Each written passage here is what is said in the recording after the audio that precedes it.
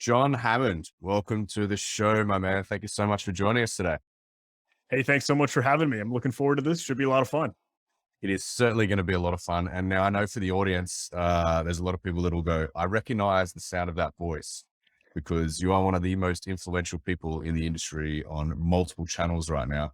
And I had the pleasure of running into you on a zebra crossing in the middle of a street in San Francisco not long ago. So that's how all this started. We crossed paths literally in a sliding doors moment. And I thought, I am not missing this opportunity to meet John Hammond in the middle of the street in San Francisco. And we took a selfie together. For the people that are watching this on the video thread, there is John and I in the middle of the street at the Moscow Center. So that's how this all came about. So appreciate you, one, stopping in the middle of the street to talk to me, and two, taking a photo with me, and then jumping on the show. Now, before we jump in, John, as I mentioned, there will be some people that will know your dulcet tones, and they'll be about it because I know a lot of our audience watch and learn a lot from your content. Before we get stuck into it, give us the John Hammond origin story. Let's dive way back into John Hammond as a little whippersnapper, which is what we call a baby in Australian slang, and go on from there. Oh, goodness. Alrighty. Well, hey, thank you so much. Super flattered. It was great to meet you. Even, hey, yeah, that super quick moment. Good thing we didn't get hit by a car or anything crazy, but a lot of fun. And it was really, really sweet of you to come say hello. So again, just super quick context and background if folks aren't familiar. My name's John Hammond. I work for my day job as a security researcher at a company called Huntress. And on the side, whenever I can squeeze it in, I like to record and create a whole lot of educational YouTube videos or cybersecurity content for training, for learning, for awareness. And thankfully, I'm very, very fortunate that seems to have caught on. I also host Capture the Flag competitions or just, hey, hands-on on the keyboard stuff to get folks in the mix and really learned up on all this. And I can dive into the origin story, but I'll try to be brief, I suppose. Well, let's No, dive. Let's go all about it, John. I want to hear how it goes. Like, I know your story from my research, but I want our audience to hear about it because it's such an interesting story. awesome. Well, hey, thank you. I might sound like a broken record with how I don't know, talk about this maybe too often, but I don't know. I feel like I grew up like sort of any other kid thinking, hey, I want to make video games or I want to be a hacker like I see in the movies. Hey, they always got something cool like text and numbers and digits all flying across the screen. It looks so cool.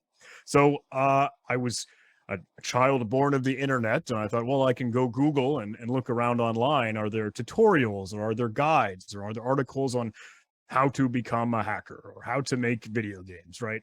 Uh, Fortunately, I guess I stumbled across what would have been Eric S. Raymond, or I think one of the free and open source software leaders in that early days, and it explained, if you really want to get into this, if you want to dive into hacking or computers and security and all of it, you need to learn how to code. You need to learn how to program. That individual recommended Python at the time as a great programming language or scripting language to really cut your teeth on. Super quick to write, easy to read, great for rapid prototyping. It's a hacker's language. So I found tutorials and videos online. Like, okay, how can I play with this Python thing? And for the longest time, it was always about creating things and building things, like that software engineering or that video game aspect where I want to make something. But it wasn't until I sort of got into the university or college where I attended, which was a military institution over in the United States. It was the Coast Guard Academy, and they care much more about, hey, it's cool that you can make something, but can anyone else break it? Like, is it secure? Is it safe? Is it sturdy? Is it battle ready and tested? Can this thing go into production? So that opened the whole doors and floodgates for vulnerabilities and exploits and CVEs and knowing where there might be mistakes or flaws in code. And I don't know, that's when the snowball started to roll. Love that. And just to go a little bit further now, this is a loaded question because I know the answer, but your dad was a big influence on you when you were very young, and he actually owned a radio station, right? And that was sort of what drove Yes. you to be more tech focused than anything else. Yeah, absolutely. In the early days, my dad was a very cool figure because he was the computer guy in the family. He was the nerd, he was the geek who could solve some problems, who always had something ready. And I had asked him, I had said, "Hey, Dad, I'd like to have a website or something. I think that would be kind of cool. That would be, hey, if I'm going to learn something, I want to host a website." So he taught me HTML, and CSS, cascading style sheets, and all the things you can put together in the ingredients to build out a cheesy website. And this is like, hey, age 9 or age 10. So it's small stuff. But it's funny because then we're thinking like, okay, if I want to host a website, you need to have a server. You need some software to run that. And he said, well, let's go buy a server. We had some like old Dell Optiplex machine, super dusty, super archaic. And then he's like, hey, we'll throw like Turbo Linux, a very old school Linux distribution on there. And we just played with Apache and got to learn, hey, all right, how does this all come together? So yeah, absolutely kudos and credit to my dad for forging those early days. So hands-on from the start, John. Love it. Oh yeah. Yeah. Try to be anyway. Great. Yeah. I love that your dad just went out and was like, let's go get a server. Yeah. I appreciate that. It's just like some weird dusty thing in the corner of the house hooked up with Ethernet cables and whatever. And it's like, all right, well, kind of ghetto, but I guess we'll host a server in the basement. Yeah. How far we've come as well, John. Great. Oh yeah. Yeah. Hey, for me, when Ben proposed having you on dark mode, John, I went through this massive rabbit hole, which we usually do. We find a topic area, we get really obsessive, we go really deep, broad. And so I, of course, watched a plethora of your YouTube videos and I was like, this guy is unreal. And Ben mentioned to his inner circle of tech geniuses, hey guys, we're getting John on the podcast. And I'm like, yeah, man, John, he's amazing. I was just like, thanks for the hot tip, by the way. But for those who may not be familiar with you, John, and were to come in, take a look at that cross-platform thought leadership you're doing around this space, how would you describe some of the videos on YouTube and what you're doing on the side? Oh goodness. Well, thank you. Hey, I'm super flattered for all the kind words. The YouTube, my channel has sort of been a labor of love. It's always been a passion project sort of on the side. I'd love to maybe someday go full time, but I really like, having effort and experience in the industry, like, hey, doing some of the real work with it. So the focus of videos and a whole lot of the education that I try to capture in there has followed a strange sort of trajectory as sort of, hey, my own growth. Like, first, it was trying to create other programming tutorials and teach others the same way that I was learning. And then I got into some capture the flag or some training environments, some war games and practice cyber ranges to really get smart on. As I moved into some more roles within my career, it started to explore, okay, what does malware analysis look like? We're talking about ransomware. We're talking about cryptocurrency miners or botnets or some of the shenanigans for cybercrime. So like, all right, let's peel back the pieces and go behind the scenes on some of that. Now there's even, a certain flair, like, okay, are we tracing some of these cyber criminal actors? Like, what's going on in that cheesy, spooky dark web, in big air quotes there, looking at Tor hidden websites, just trying to see what shady stuff is out there and what education and awareness can we bring to more people because of that. When there is a vulnerability, when there is an exploit and there's an incident, what is the aftermath? What's the outcome? And what does it really all look like? So sorry, probably a horrible answer, but a hodgepodge. No, that's great. Of, Yeah. No, I love it. And there's a lot of different areas that we'd love to take the conversation even there. Like I love, the catch-all, the dark web documentaries that you have on the YouTube and things like that. And I think that's the really interesting stuff around cybercrime and what people are doing to actually really innovate, unfortunately, on the bad side, right? And the aftermath that you speak about. So, what have you learned perhaps in terms of investigating that and being curious about that and bringing that to the surface web? Any trends there? And, do you see any themes around what's happening at the moment? I don't know if I would be able to pick out, some stark striking trend, but I do think there is a certain grain of salt you kind of have to take with all the stuff that you might be looking around or finding up there or down there. Some of it can very well just be a lie or a scam or some deceptive trick to try and fool some innocent person who's thinking, hey, I'm going to go get whatever illicit substances, or I'm going to hire whatever, someone to change my grades, silly stuff like that out on the quote unquote, dark web and Tor onion sites. Could very well be a scam. It could very well be fake. I think there are certainly some circuits that know ransomware gang leak sites, like digging through a whole lot of that data. If you have the stomach for it, it's real. I mean, there's some real shenanigans that occur with that. but it could all very well be a money grab in some of those fake circles. I think it's fascinating because when you try to understand the adversary, or you want to know your enemy, right? At its core, they tend to present themselves, no matter if it's real or fake, as a business, as an organized enterprise in an industry, and ultimately they're here to make money. They're here to make a job. And it's kind of weird to both humanize and dehumanize that in a way. For me, that's really the crux of it. Like, where you just really epitomize the industry we work in cybersecurity, because it's the human element. There's a lot of deception there, the psychological element, and I find that really the most fascinating side of it. So, yeah, very good insight. You mentioned that it's an organization, John, and it's reputation based. It's so, if you put the commercial elements of cybersecurity or any industry on this side, and then you match the nefarious side of the cyber realm together, they would have very similar structures. And it is very much reputation focused, and it's word of mouth. And I love that. And I love that. And I hate that at the same time, but I say I love that because if this side just came across to this side a little bit more, I feel like we would all be better off as a human race. I think you got some fascinating threads there, and if it's all right, I'd love to dance with it a little bit more, because there's some interesting ideas that spark from it when you say, hey, it is a reputation based, because when I think about, or we have conversations about ransomware, right? Hey, hot topic, always in the news, you got headlines and stuff going on left and right. It's funny because there's that moral, questionable, ethical thing where, like, okay, do I, as a victim, as a target of some ransomware attack, do you pay the ransom? Because, hey, that's your lifeblood, that's your career, that's your business, it's your baby stripped away from you and held for ransom and held for hostage. In the moment, in the fleeting, frantic fight or flight thing, you think, I'm going to pay. I have to. I need to get things back. But you see laws and regulations and policy that say, no, you're just emboldening and encouraging the threat actors to commit more crime, adversaries and hackers to do more of this. But it's interesting because the threat actors dangle this carrot in front of you that say, if you pay, we'll give you your data back. We'll decrypt everything. But there's no code of conduct or certain sportsmanship that says they have to. They could certainly, hey, take the money and run.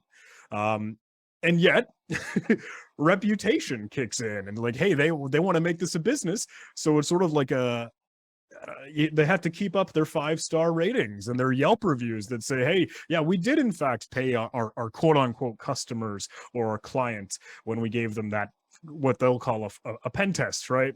Testing the security solutions by deploying ransomware. That's an epic pen test. It's oh yeah, that's baptism by fire if I've ever seen it. So with the human element there in reputation, I want to pivot across to the YouTube channel, John, and I want to ask you. So it's 25 million views total at the moment, which is huge. So that's a massive congratulations to you, because that's a huge achievement. But noting that there is reputation based, do you ever think twice about some of the content you create for that? You take on some juggernauts like Microsoft, but we all know that's anyone that wants to get into the industry's testing ground. That's where you sink your teeth into anything you want to break. But then you break down some of the malware and ransomware from some of the biggest threat actors in the globe. Do you ever think twice about some of the things you post on the channel? And is there, in the back of John Hammond's mind, is it like a, oh shit moment, should I be posting this? Yes. And I think more so in the flair and direction within some of those, hey, looking at cybercrime, threat actor stuff, spooky, scary stuff. I thank you for mentioning Microsoft, because, like, hey, when we were trying to look at some of they called them hafnium, some of the threat actor stuff between proxy shell and proxy logon, the Microsoft Exchange vulnerabilities that were a big stink some time ago, because we were the ones that were like making the claim and throwing caution to the wind to say, look, Microsoft might have said limited and targeted attacks for exploits against all these Microsoft Exchange servers, but there's so much more. I think there's 30,000 that ended up being reported on. So it's weird and sometimes scary to sort of, hey, make that claim and draw a line in the sand. And even showing a lot of the things, again, crawling through dark web, Tor, hidden sites, it's uncomfortable and it's weird and it's edgy. And I have a constant feeling like I shouldn't be here. Why am I going to put that out publicly on the internet, on YouTube of all places? And I want to make sure, oh, can I redact this? Can I obscure this? I want to be respectful to victims or targets that know of this cybercrime. And have I put a target on my back? Yeah, probably, without a doubt. And I know I'm a walking doc, so you know my name. I'm pretty easy to recognize with red hair. Yeah, that's But got to be. Oh, sorry. nah, Yeah, go on. it's weird to think that it's worth it, I suppose. But I think, hey, at its core, like, I want to raise that awareness and make people informed about this, even if it's like a silly phishing scam, like, hey, some YouTube copyright claim that I had, and that's another thread or story recently. But it's like, I want people to be in the know and understanding this thing. You just triggered me then, because I've just finished watching that video about the YouTube piece. So I wrote some of this down, and I want to make sure I get it correct, because I think it's really cool. So one of the things that Gabe and I do on this show, and we're very passionate about it, is removing the stigma that's associated with being breached. And we've shared, personal stories of us being breached, and even us as purveyors in the industry, we've been pwned. Just because we're purveyors and proud members of the community doesn't mean we don't get hit and we aren't targeted. And you just mentioned that, the more public you are, the more you become a target for, the taking down a peg or two type theorem. But there's been some big names recently, and I know that you mentioned it in your most recent video, like Jim Browning and David Womble, through some of their socials that have been breached. And you just mentioned before, but someone just tried to drop you a phishing campaign referencing your YouTube and a copyright issue, which I thought was pretty ballsy. But I want to know if you're comfortable sharing. Have you been pwned, and if so, how'd you handle it? So I wish I had a better story to tell here. But I think when folks ask, like, hey, have you ever been targeted, or have you ever been infiltrated or compromised in whatever way, the boring lame answer is no. I don't think so. But so yeah, if you pull on that a little bit more, it's like, it very well could be, and I just am unaware. I just don't know. I do my darndest. I try my best to practice what we preach, right? Hey, security basics, cyber hygiene, and all that nonsense. Hey, use a password manager with strong, complex passwords. I know better than clicking on links. It sounds so boring and boilerplate, but if you just are cognizant of what you're doing, you can be smart, right? They say, oh, be hyper vigilant and all that crap when we hear it over and over again. But the reason we say it is because that's the right thing. That's the right answer. Just be cognizant and aware of what you're doing, or all the internet. John, do you think, to that similar thread as well, then, as practitioners in security, we have a bit more know-how, but Yeah. what do you think of just the general population and how they respond to this, then the over-sensationalization in the media and things like that? Like, do you think there's something to be done there in terms of just making people feel better about cyberspace in general, and how we do that? So yes, absolutely is certainly the short answer. And that's why I hope to be out in the trenches and trying to make good work to make that more publicly known and accessible. There's absolutely room for improvement and bringing a lot of that education. It's hard to do it, and I'll be the first to admit that, because obviously a lot of what we do can be very technical and be very complex and be very out of reach for a lot of folks. So when something is shaking up our industry, I think it's really important, the best way that we can, to bridge that gap for folks that just aren't in the know. Like, hey, grandma, hey, mom and dad, hey, just the folks down the corner that don't think about technology and computers and malware and stuff. When Log4j or Log4Shell was out, making everyone run around like a chicken with their head cut off, it looks so silly, but I wanted to showcase this because it would Minecraft, one of the cheesy child video games, was vulnerable in Java and Log4j, that library. So I made a silly video like, hey, here's how to hack within Minecraft.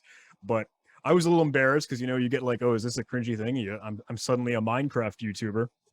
Respect and love to them. But I thought, hey, maybe this is how we can make this approachable and accessible for people, not strictly the uber elite ninjas and cyber warriors and gurus in our industry. Like, we have to make it so our kids understand this. So Yeah, absolutely. I feel like that's the golden rule as well in terms of understanding. Like if you can explain something at its most fundamental level to a 4-year-old, you're all over it. yeah. And it's got like it. there's a lot of magic in that. I've got a 9 and a 7-year-old, and I try to explain what I do to them every day, and they're starting to pick it up. But it's been Yeah. really, it's one of those things where you really try to break it down, and it's been humbling because we take things really technically in the industry, and then trying to explain it to my daughters who haven't quite yet grasped the technical side of it. My eldest is really interested doing coding, etc. But it's been humbling in that I've had to learn how to really break it down, which is great because then it gives me the ability to do that in my daily role, which explains it to a more broad audience, which I think you do really well in your YouTube channel, John. I was just saying to Gabe earlier that, some of the things you do are super technical, but the way you break it down gives everyone watching, in a more broad audience, a great understanding of what you're achieving in that video. Well, thank you. Thanks so much. If I may, I think from what I can listen and glean and understand from a lot of the feedback that I tend to get, or input, opinions, whether it's good praise or even it's some constructive criticism, I think the constant thread is that, hey, John, you show, not tell. Like, there's always a visual, there's always a demonstration, there's always something to like put it in front of people's eyes, and like, this is what the real thing looks like. This is, hey, carving through a vulnerability or digging through compromised data leak sites, right? It's something that it pulls and removes the veil. And the other component in there is that I make a whole lot of mistakes. I fail and I fumble and I'll hit the backspace key 1,000 times. Like, hey, okay, I had the wrong command there, or I'm going down a rabbit hole. But I try to leave that in where I can, or maybe just add some, hey, notices and disclaimers, like skip to here if you don't want to see the troubleshooting or the debugging aspect to it. But then I see comments and I see people respond that say, hey, no, those are the most valuable parts, is that I can see what you're thinking or understand why you did what you did there or what you might try instead. Understanding and seeing, hey, how do you pull yourself out of the rabbit hole is really, really valuable. At least from what they say, what I hear anyway. If I had a pill that could pull me out of some rabbit holes, I'd be very appreciative because I'd get a lot of my time back. Backspace, Ben. Yeah, backspace. Yeah. One of the first videos I saw of you, John, was it was a down under CTF video you did a couple of years ago, and to your point, you broke it down. You went through a couple of the flags. So for some of the audience who might not be aware, CTF is a capture the flag. Essentially, it might be a network that they've stood up where you've got to go through and you dive into some of the network with some clues or some flags that you've got to achieve via some text or sample or whatever it might be. And this specific one, the down under one, was an OSINT CTF where you had to go through and use open source to find some intelligence on certain personnel. And in that video, speaking to what you just talked to, John, it was I'm trying to think of the lady's name on Instagram that you found, but it was about a kitten. And there was a video that they put up there as a rabbit hole, a true rabbit hole, that it was just to send you on a different path. It had nothing to do with one of the flags. And you hit it and you went straight down that rabbit hole. And you said on the video that this has nothing to do with the hint, but I'm just going to keep going with it because it's super interesting. And I feel like someone might need it later. The video essentially was a coffee shop and it had some DTMF tones that were playing in the background. And it sounded like Morse code, or it sounded like it could be, a text keypad, and you just went for it. And I just, in my head, I was like, he spent hours on this because I would have spent hours on it as well. And then you reordered the DTMS and you broke it down and it said like, meet me somewhere or something. And at the end of that, like 15 minutes, you're like, this has nothing to do with the challenge. Let me pivot back to it. But I love that because it just shows the realism and the transparency of everyone else that does these CTFs gets stuck in a rabbit hole and it's okay. Yeah. I hope it's I don't know, just education and finding cool stuff, interesting things that we enjoy.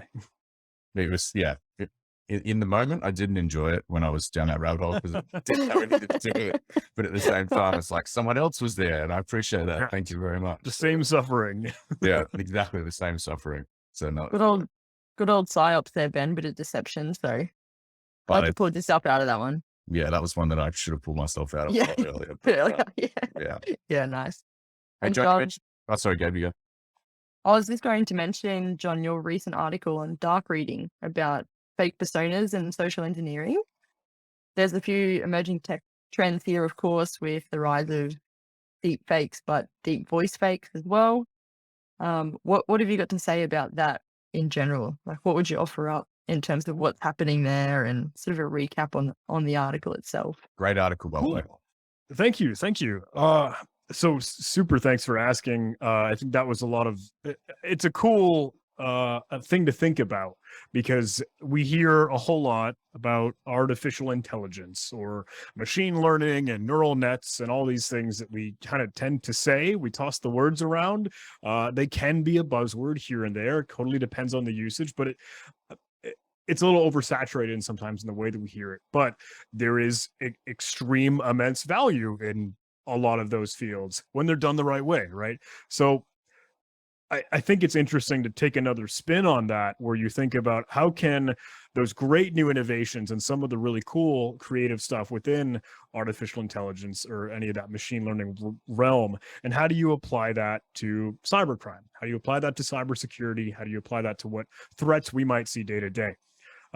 So all of that prologue and preamble out of the way, sorry, I wrote an article that thankfully, and I'm fortunate, was able to be submitted to dark reading on how you might detect or have a trained eye for scammers, for folks on the internet pretending and putting on that deception game to lead someone into a trap to get information, whether it's a credit card number, whether it's just their data, one way or the other, anything, PII in some way or another. So in case you tend to see some accounts created on social media, fake Facebook, LinkedIn, Twitter, or whatever, their profile picture could very well be one of those randomly and AI generated, computer generated images for like, this looks like a person. It's maybe nice, hey, beautiful woman, or great, stern, handsome man, or any of the case that, hey, someone might want to be and willing to go chat with this because it looks realistic. It looks enough like a human. And it's effective and it works. You can be fooled just as easily because they look so real. There's the website, thispersondoesnotexist.com. There's some other fun ones. This horse does not exist, or this cat does not exist.com. And those can come up with some really strange and weird looking stuff. The AI makes mistakes, right? But the human ones look very, very real, unless you can catch on to some mishaps. Oh, maybe their earring, a woman's earring on one side doesn't match the other, or their hair is kind of fading in and out of the background, or there's some weird warp maybe in the trees that might be in the background of the photograph. Just small telltales that give away, okay, this isn't real. But you kind of have to train your eye to be able to see them. So I wanted to explore that and kind of again shine the spotlight on it, because if you just ask me, if you ask John personally, I haven't drank the Kool-Aid on artificial intelligence just yet. Totally just a John opinion.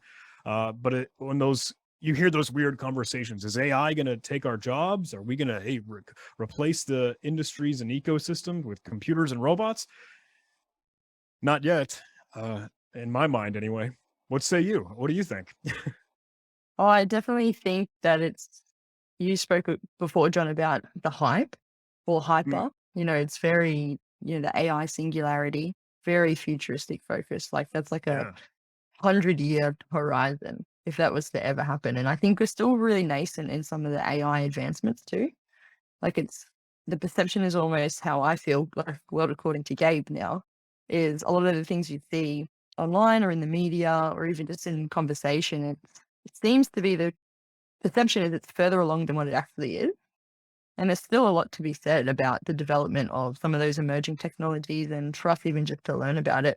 I think before I actually started in the cybersecurity industry, having been ex-defense and then a bit of a sport background there, now coming into cyber, I've always been really fascinated by, again, that human element. And I even just think we've still got so much to learn about ourselves. And you think we're trying to replicate like the fundamental of artificial intelligence is stemmed from an understanding of our own intelligence.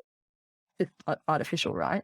And then you think about neural networks and, I mean, please, someone explain to me how the brain works, or like how consciousness works. Like, we can't even do that yet. You know what I mean? It's just like there's still all these frontiers of science that we're learning, and a lot of things that are unknown about ourselves that are informing the way that we develop technology. And that's what it is at its fundamental level. Like, technology is an advancement to humanity, or it's a tool that we use that we can apply significance and meaning to.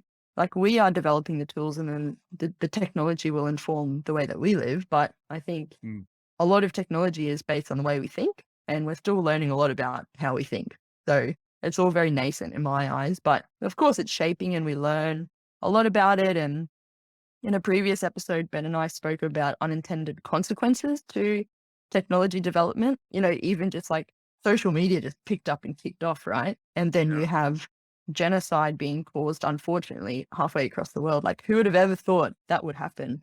So you've got to think about now testing and adjusting and learning from that, and pivoting and being well informed and ethically doing the right thing. But absolutely, there's still a lot to learn about where these emerging technologies are going. But as you mentioned, John, if we can learn to train our eyes to pick up those details in something like an AI generated image, or just know the difference, or, you know, even spinning up those websites to do the reverse image search and stuff like that, you know, but that has to be general awareness and knowledge to the general population, right? But then how do we communicate at mass scale and help inform everybody from grandma and mum and dad to, you know, my family, and just general cross-industry awareness. But yeah, still a lot to be said in terms of emerging tech from what I see. What do you reckon, Ben? Well, I was wrapped up in that one. Yeah, I just kept going. Thanks for Yeah. listening, guys. Yeah. Thanks for the TED talk. I tend to agree. I think that where we are, there's a timeline for artificial intelligence. And I think with that 100-year plan, I think a lot of the trending line for AI is generated at the moment by Hollywood, until we have like a Free Guy moment with Ryan Reynolds. I don't know if everyone's seen that movie, but you know, more recently, Google's sentient announcement, or someone's come out and leaked that was sentient. I think it is evolving, but it has a long way to go. But to pull that back into where we are now, there certainly is a place for AI. And I think there is certainly AI that is impacting us more broadly than we realize. But, you know, even with my defense background, you know, the AI programs, they're 20, 30-year vision statements. They're not ready for GA yet. I don't think we'll see a GA AI capability for another 30 plus years. But does that mean that it won't happen in the next 10 years? No, it's just, that's world according to Ben. And I think that truly there is a 30-year roadmap to get some form of GA for AI there's a lot of acronyms that's thrown out here, but general availability for some form of artificial intelligence that'll impact our daily lives. Yeah, I think there's like also, we've got to mention as well, just like computational power and just where that's going to. Like, if you think even just like quantum computing and these sort of things, like, we don't even have the infrastructure yet, or the fundamentals around it to be able to produce that sort of outage yet. But it's not to say that it might not be developed and then it just accelerates, because that also has happened in the past. You know, we've hit a sort of trigger point, it's this big inflection, and then it just kicks off again. So yeah, but I think that we're living through one of the most remarkable times in history ever, because there's so much happening, and, you know, like, our lifetimes, we're going to see some amazing things. I think they're all going to be on John Hammond's YouTube as well. By no means. No.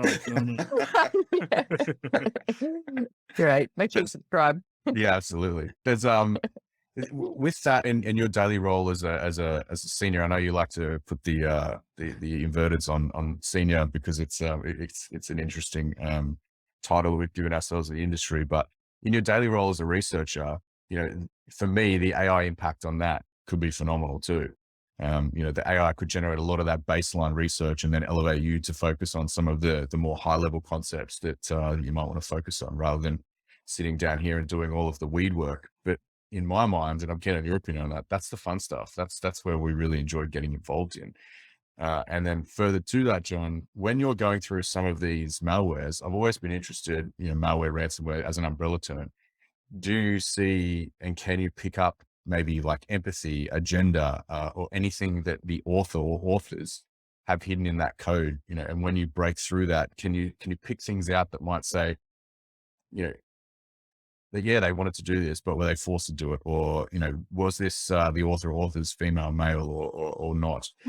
Is there things that you could pick up in that code that you think, sort of have a relationship with this person through what they've done? Huh. That's a super good question.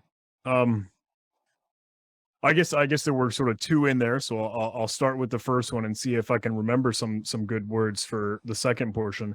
Because you were thinking about, okay, hey, is a lot of that artificial intelligence or work going into potentially our better detection and our better response? Truthfully, we are very, very big advocates for keeping humans part of the equation. So everything that we end up reporting to our partners or our customers or our clients, when we send them an alert or give them a notification, we want to have real meat space human eyeballs looking at the thing. Like, hey, we've got the context, we've got the understanding, what's good, bad, and ugly, and what is worthwhile data to give to someone else when it's a matter of trying to resolve some issue or incident. I think a whole lot of the use cases for those super sweet high tech AI, ML, neural net shenanigans will help speed up the process. But personally, I think, hey, having the human veto, having that person or individual to be able to say and bless this, that's necessary still in my mind. I think they supplement each other. They can work in harmony, and that's how you augment and enrich really great data. The next portion that you were asking was like, hey, can you find some empathy or like humanization in a lot of the malware code samples that you see? I'm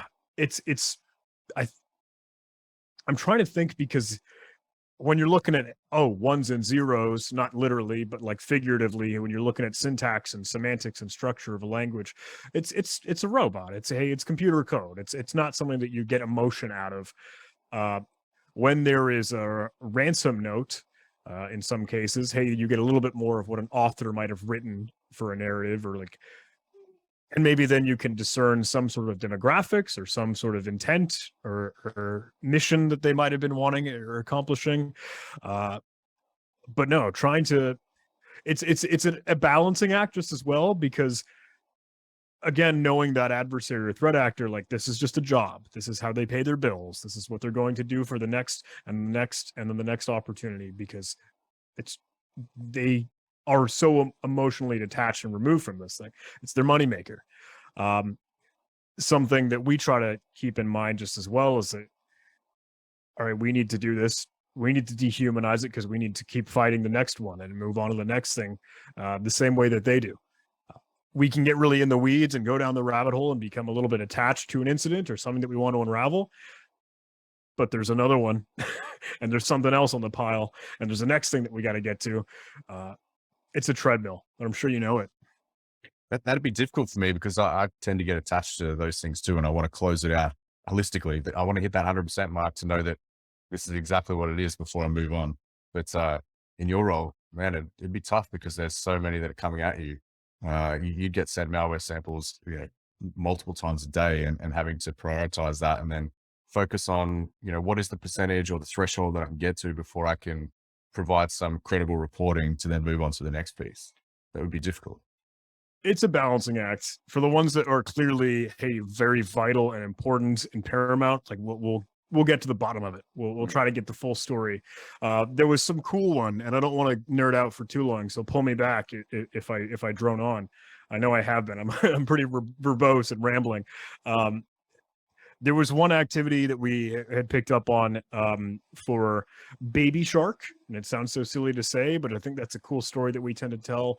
There was a Baby Shark malware deployed from a specific country and region known threat actor, or APT, advanced persistent threat, targeting a higher up or nationally important place of security and arms and national security conversations.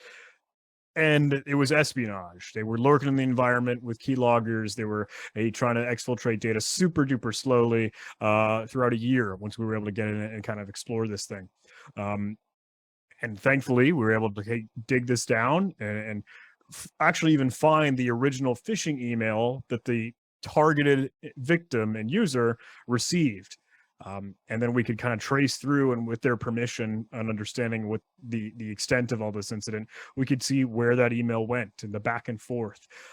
If anyone has any interest, hey, there's some really cool blogs or articles out and about on it. But one of my favorite stories to tell, because it's like, this is high stakes. It's an APT. It's a like national security center and real people that are on the line. And that one, we definitely do our due diligence.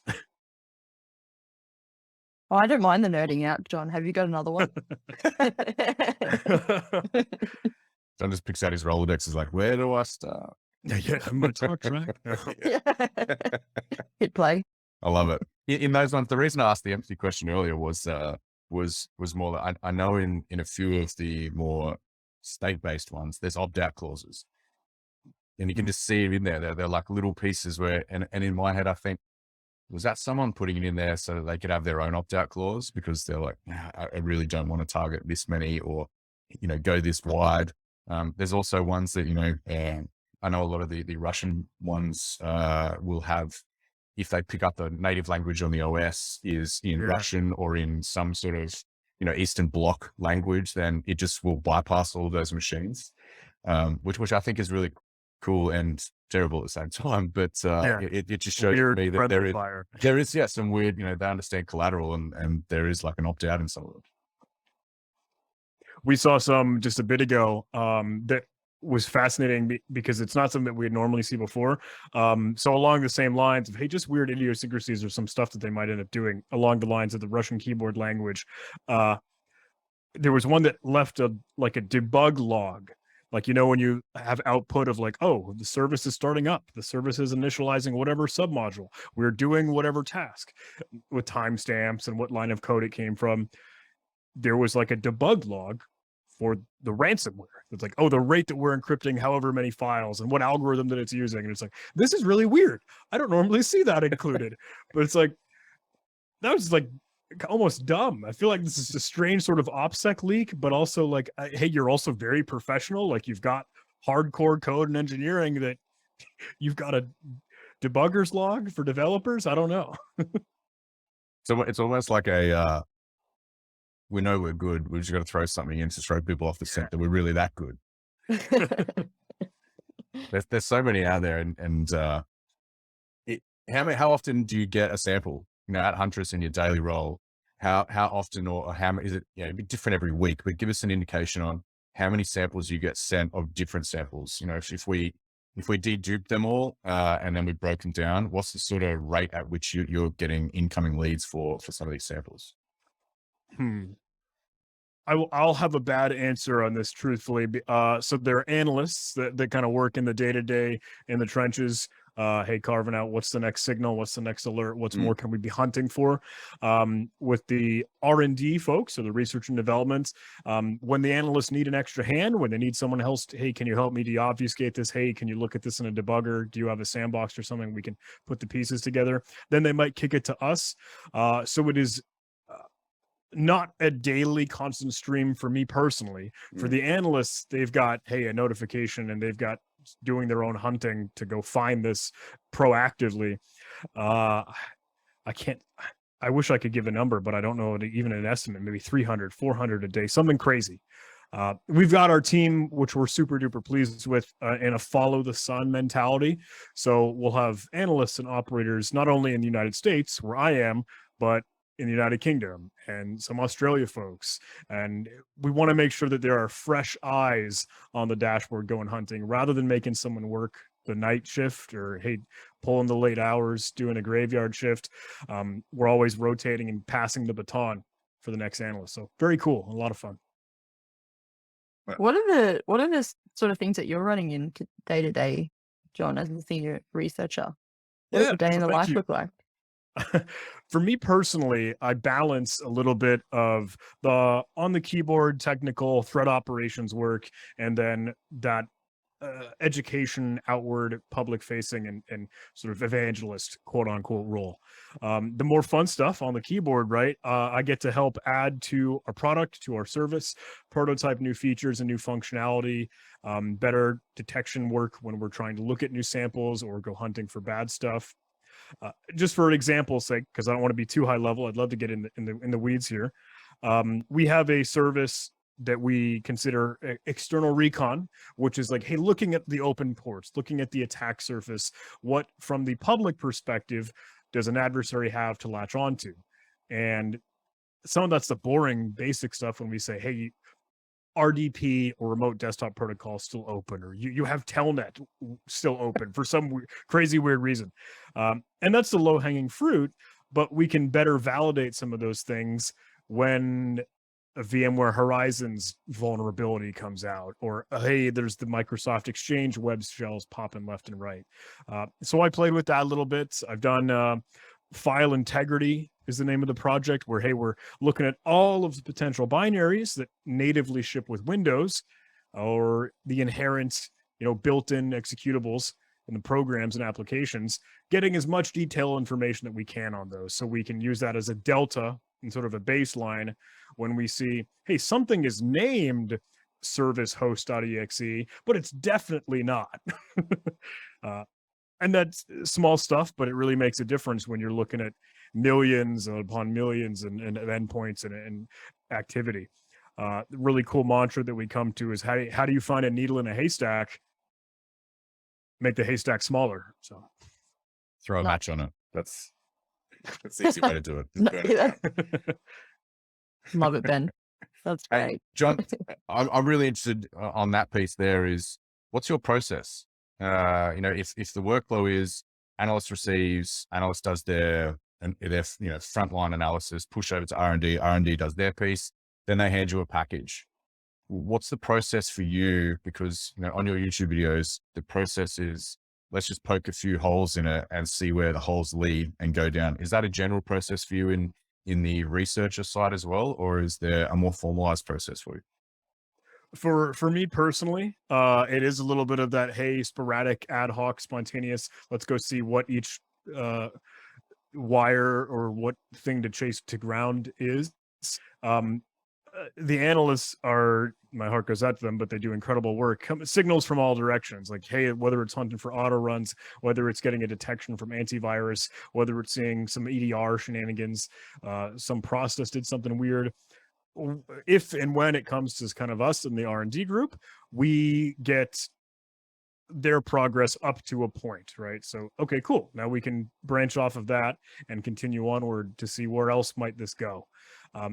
It's really fun to do a lot of that enrichment, because you might find other artifacts, you might find other indicators of compromise, you might find other hooks and claws and beacons, and then we can better enrich that for the partner and the customer. Love that. John, I want to take more of a human side of this and pivot across. I loved one of your videos you did recently with integrity. And it was about, part of it was the security charlatan. And I know a lot of folks go through this in the industry. Me personally, I had a bit of this in my first 6 months, probably 8 months to be real in the industry. It's, and you talk about, I don't know what I'm doing. Am I a fraud type piece? For the listeners of our community, can you just go through, what that is and your thoughts on how that is impacting, the industry? Totally. Yeah. So I'll give a super quick context and recap on that video you were alluding to. It was really weird for a virtual event and conference I was invited to. I thought, you know what, let's just make a presentation where I whine and complain and moan and groan. But it was a talk titled Unexpected Truths and Harsh Realities, Lamentations of Being Within Cybersecurity, or being a cybersecurity content creator. And it talked a lot about, hey, we have so many industry leaders or thought leaders or champions and titans in the industry that we look up to. I fanboy, without a doubt, over some incredible folks. And I know, okay, there might be folks that might look up to me. But I want to come out with open arms and say, like, hey, I've made thousands of mistakes. There's thousands of videos of me making mistakes, and I don't always exactly know the right answers or the right process, or I don't know what I'm doing. It's the ultimate, hey, sharp point we come to. And I hope that that's a little bit of maybe a different tone than what people normally hear, because there can be some ego, there can be some braggadocio, there can be some chest thumping in the industry. But if you see a blog or you see credentials or someone's bio where they're saying, hey, you know, I'm an expert with gazillion years of experience, there's so much. The cybersecurity industry is so massive. It's so huge. You can't be an expert. There are no experts, you know, there are no experts in cybersecurity, and we're all continuously learning and growing. And I want to be right in the mix with everyone on that. It's just a community growth. I love that so much, because I know a lot of people go through that. And if John Hammond is sitting here saying that, you know, you appreciate that, then it'll give a lot of people a bit more of a optimistic outlook that it's okay and you just need to continuously learn. So I appreciate that video, and I know a lot of other people did. So I think one of the comments was, if John Hammond says he's a fraud, we're all doomed.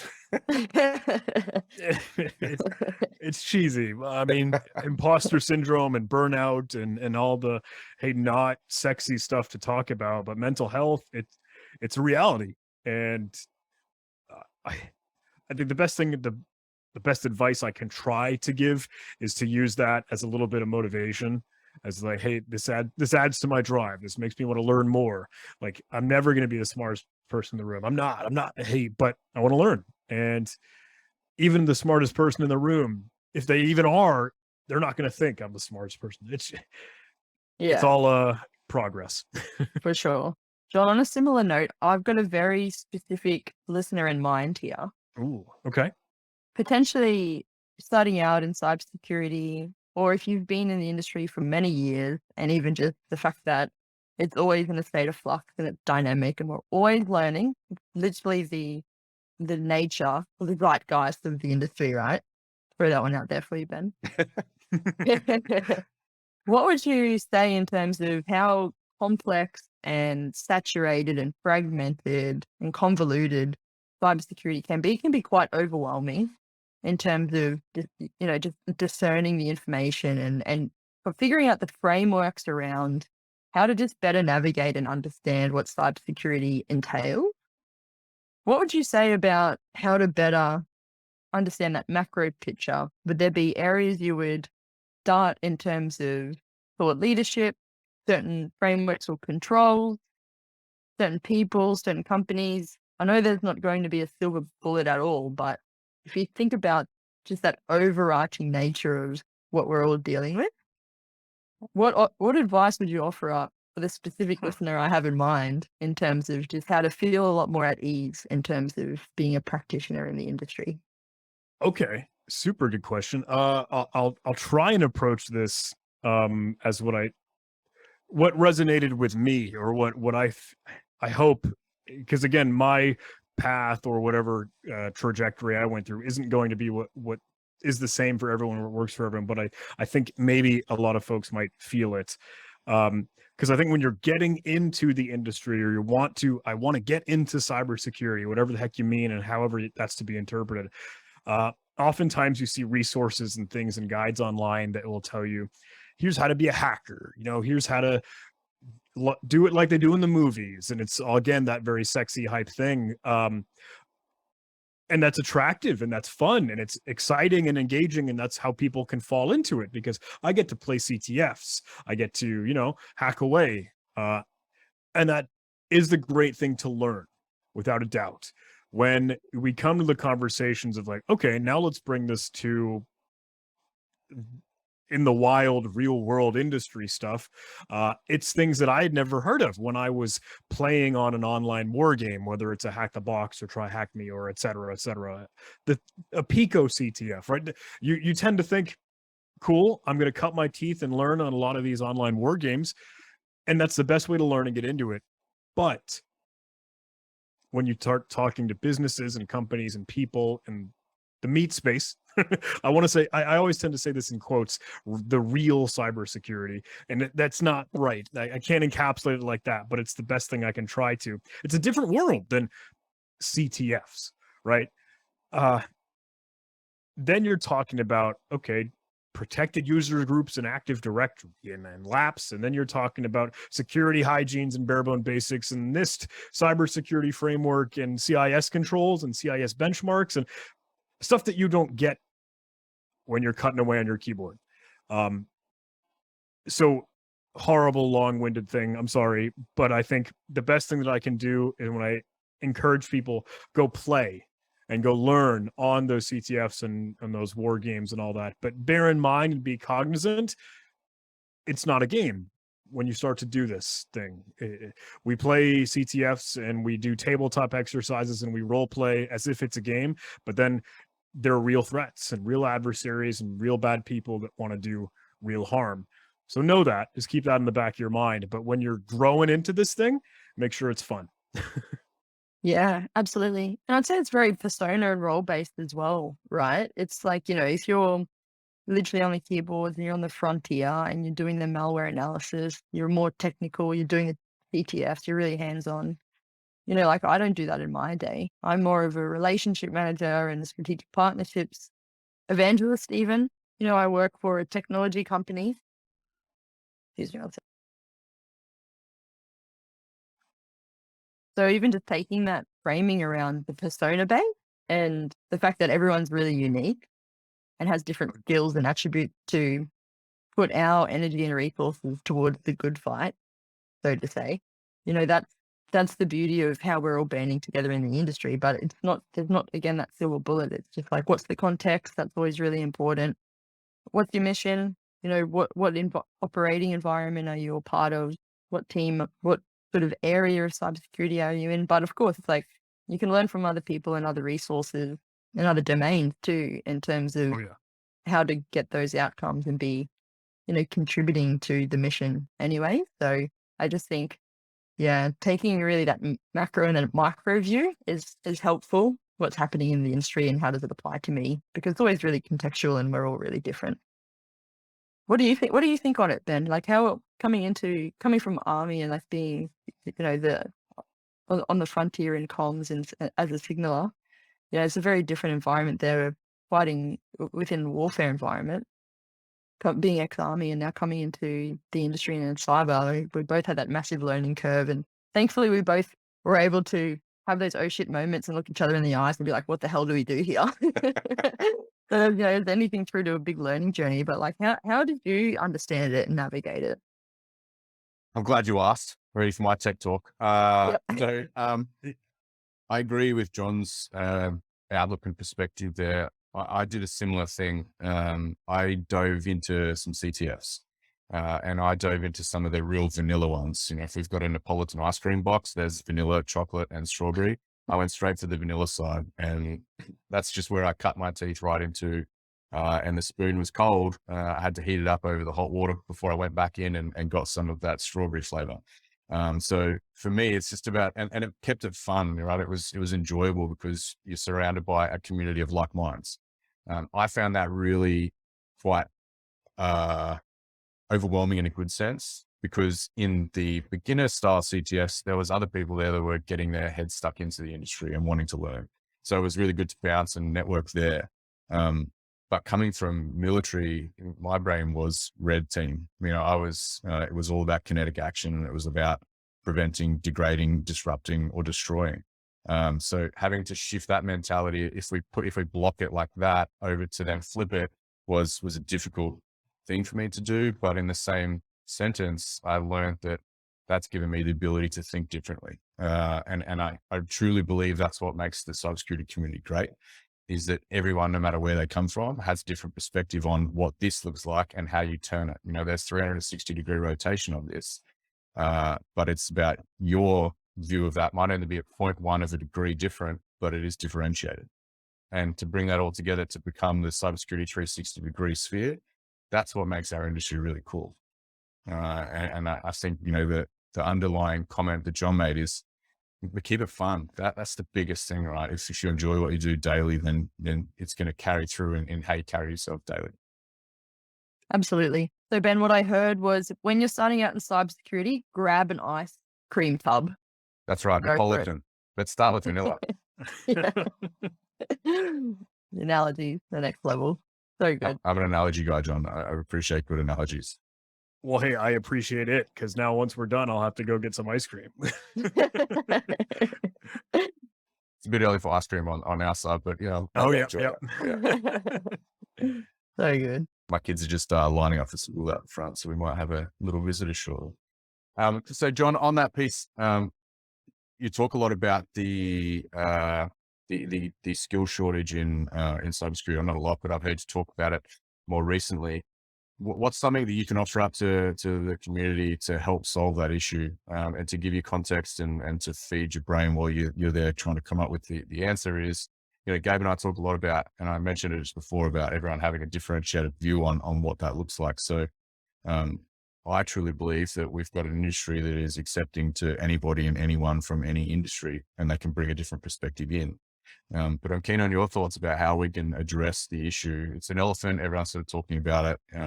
What's your thoughts on that shortage, and how can we as a community bring in more folks for that? Oh man, awesome one.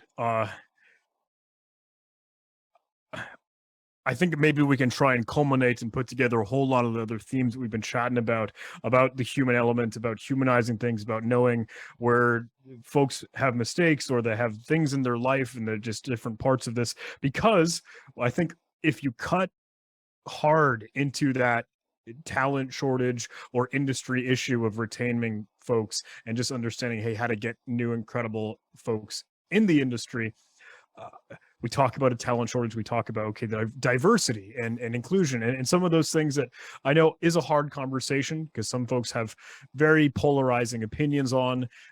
So we might touch a hot stove here, and forgive me if I end up opening any can of worms, right? But I think when you get down to the matter of it, you're absolutely right.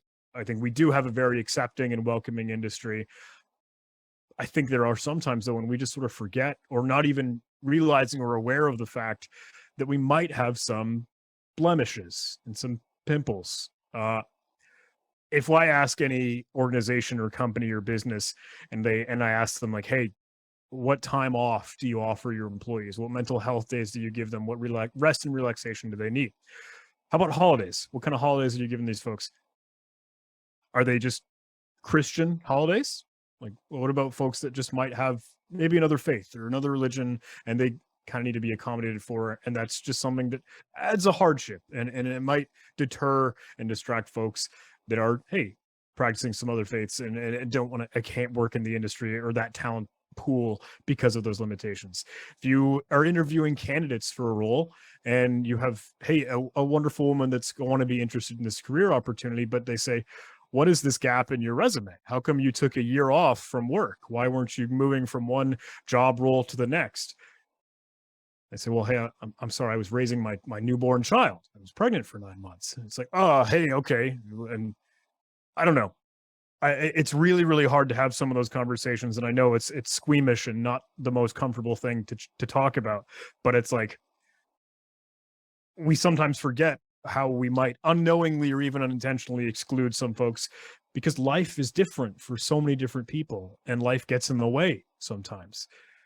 Hey, I've got a job gap because I was working or doing something else to support my family. I had an elderly parent or grandparent that was sick and I needed to tend to them. If it's not a talent shortage due to competency, because we have incredibly strong folks, it's not resources for learning and education because hey, we got free stuff all over the internet, but sometimes we just don't know where we put other judgments or put other perceptions in places that they don't need to be. And we can just celebrate and keep growing together. What do you think, guys? Did I go down the wrong alley with that? Or is that sort of resonate? Resonates with me. Yeah. I think just like the world's moving so quickly and we're becoming a bit more disaggregated than what the workforce has been in the last 100 years. And, there's, of course, again, the big trends around industrial revolution and now information tech revolution, things like that. So we're just being like the whole nature of life and work is just having a massive change. Like we're in the thick of that. And so people are just enjoying working in different ways, and it means different things to different people. And I do believe there's an onus on leaders and people to rethink what it does mean to be engaged in meaningful work, because nobody wants to sit chained to the desk anymore because there's a better way to do things. And there's always going to be innovations and advancements and tectonic shifts in what happens and disruptions that just change the fundamental nature of things. And so to that effect, you have people leaving workforces, rejoining workforces, changing workforces, like workforce, the very nature of it is, again, different. And so all of those big factors have an influence on things like skill shortages, because people are just like, well, I want to do meaningful work. Well, why not? Why now? You know, and life happens and things change and adapt. So yeah, it's just a really interesting thing. And then you think about when it comes to skills and talent, we got to rethink, how do people learn best, and how do we introduce new skills, and how do we keep pace with things that are up and coming in the tech realm. So that's how I conceptualize things like skill shortages. But again, it's just like, you don't just hire someone and put them in front of a computer, or put them on the factory line rather. You know, it's very dynamic, and like, we're intelligent as a species, right? So there's nothing we can't learn.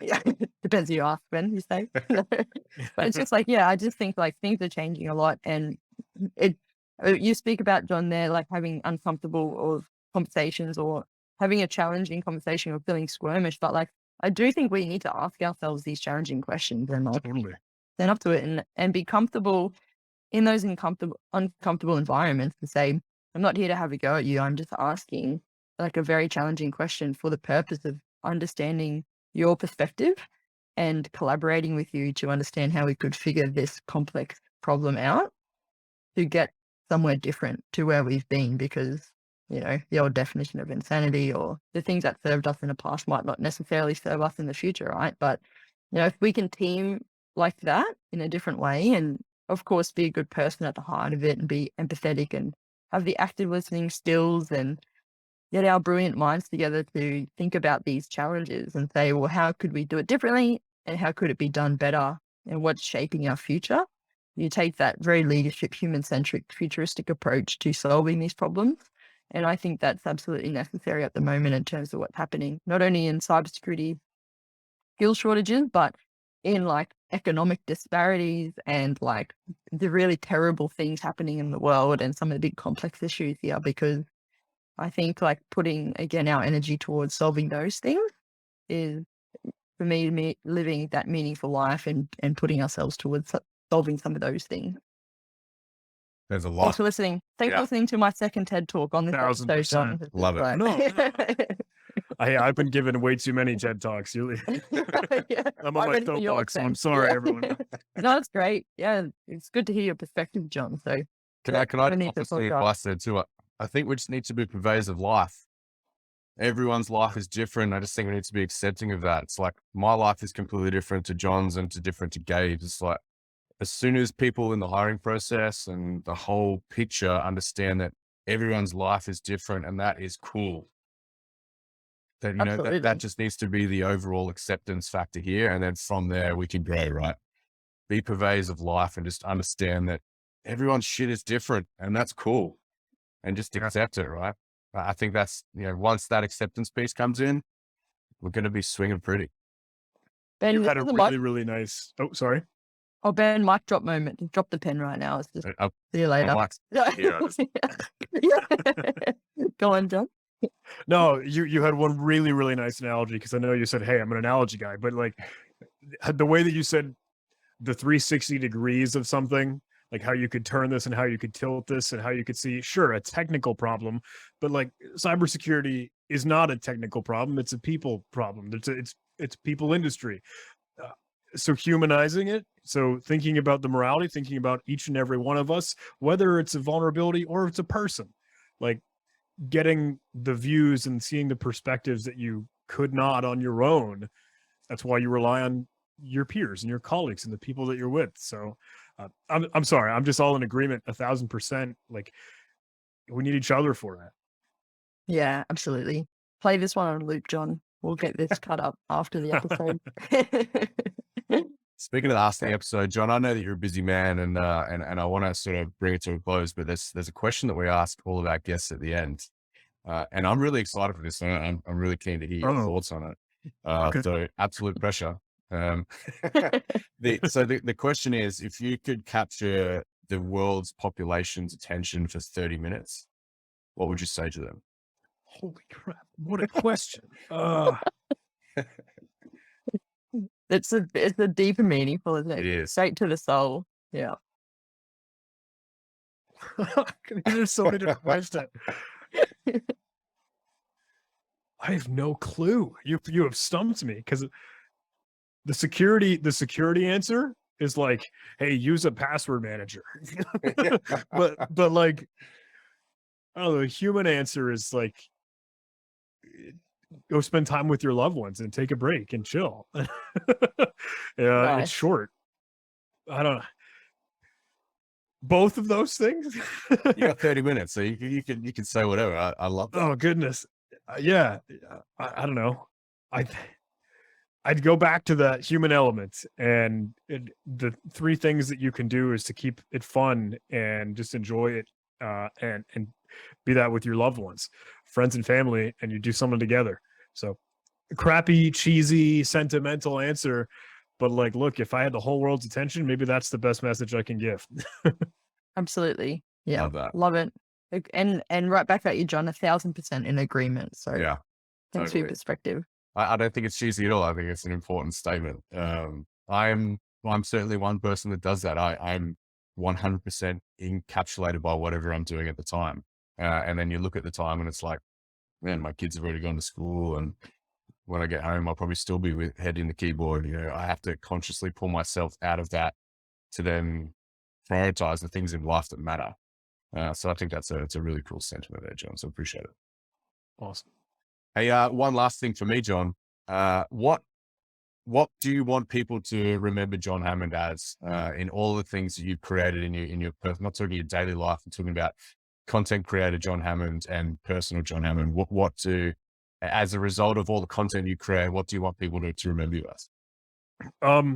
It's so silly, because whenever people make like, a cheesy Twitter bio, or like, hey, what is your social persona that you put in your Facebook clan or whatever the heck, it's so dumb, but I put hacker and friend, and the most important part there is at the end, it's just like, hey, a friend, like, hey, we're gonna be BSing, making a fool of ourselves, trying to cut through some problem, making mistakes, whether it's technical, whether it's not, whether we're just hanging together across the internet airwaves. A friend, like, you're willing to come say hello and stop me in the middle of the road to be like, hey, what's going on, dude? It's so good to meet you. Can we take a selfie? Like, I want to be that approachable. I want to be that friend at the end of it. I think that's the best singular word I can land on. Just a friend. We've Great. nailed it. We've nailed it. Yeah. Well, I've really enjoyed this episode, John, and I'm glad to call you a friend. And this has been amazing for me. So look forward to listening to it back, and really appreciate your perspective and your insight too. It's been a lot of fun. Well, hey, thank you all so much. This has been a real treat for me, and I super appreciate you letting me come hang out with you all for a little bit. Thanks so much, John. This has been a fanboy moment of mine, so I appreciate it. Nice. I'm looking forward to listening back and seeing all those awkward eek moments that I have as I go through. So thank you for your time, John. Appreciate it. Thank you all.